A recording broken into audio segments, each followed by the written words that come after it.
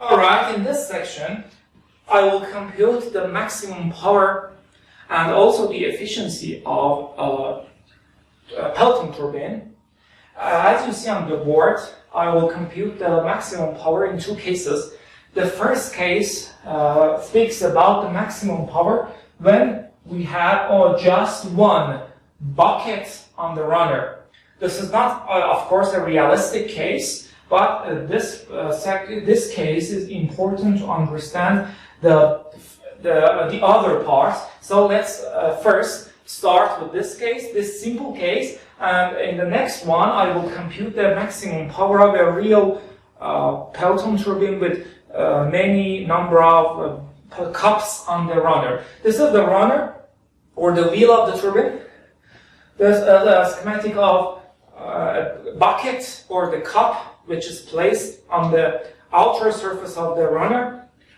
Vj is the velocity of the incoming jets, which comes from the outlet of the injector. And U is the product of the runner radius and the angular velocity of the turbine, which is the circumferential velocity.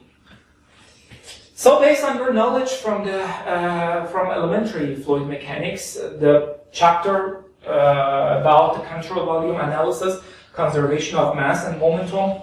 For a control volume, our control volume in this case is the water inside the cup with one inlet jet and one outlet jet.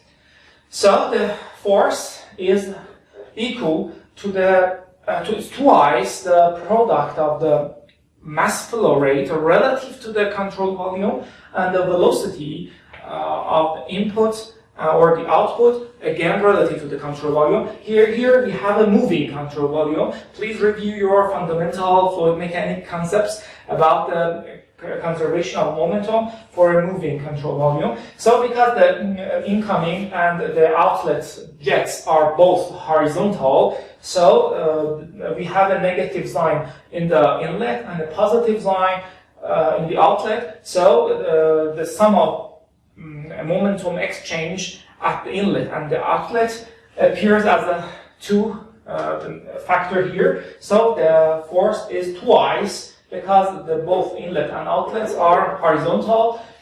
And this is the mass flow rate relative, both mass flow rate and the velocity in this relation should be written relative to the control volume. It's easy to replace. This is the mass flow rate product of the density of the water, the cross-sectional area of the incoming jets, and this is the relative velocity of the input water, V sub j minus the circumferential velocity. Again, this is the V sub rel is the relative velocity. As I've written here, I want to compute the maximum power.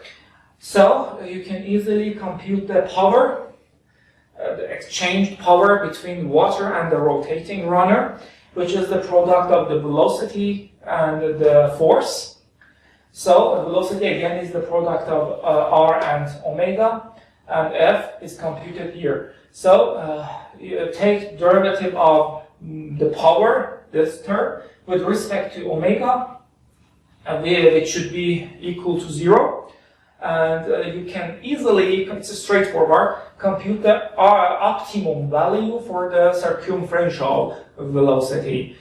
Which equals Vj over 3, or 1/3 of the incoming jet. So the product of, or the circumferential velocity of the incoming jet when we have just one cup on the runner, which is not a real case. Okay, the circumferential velocity should be 1/3 of the incoming jet. This is the optimum case with maximum power for exchange.